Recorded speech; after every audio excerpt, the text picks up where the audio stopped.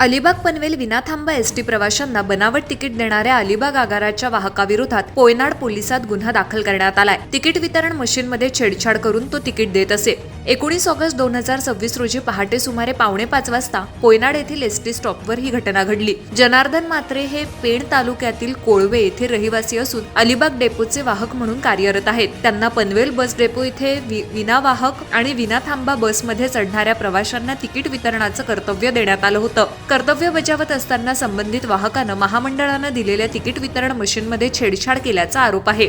त्यानंतर त्यांनी 10 प्रवाशांना एकाच क्रमांकाची बनावट तिकीटं दिल्याचं तपासात समोर आलंय। तसंच निरीक्षण अहवालामध्ये हे 10 प्रवासी अमृत ज्येष्ठ नागरिक असल्याचं नमूद करण्यात आलं। प्रत्यक्षात विविध क्रमांकाच्या तिकिटासमोर ही नोंद करण्यात आल्याचं पोलिसांच्या माहितीतून स्पष्ट झालंय। संबंधित प्रवाशांकडून रोख स्वरूपात रक्कम स्वीकारून ती स्वतःच्या वापरासाठी खर्च केल्याचा आरोपही वाहकावर आहे।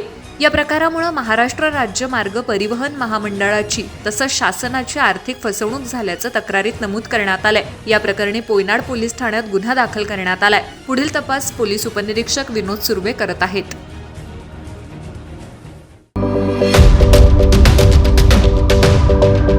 यूट्यूबवर सुद्धा रायगड टाइम्स सर्च करा आणि पहा रायगडच्या कानाकोपऱ्यातील प्रत्येक बित्तम बातमी।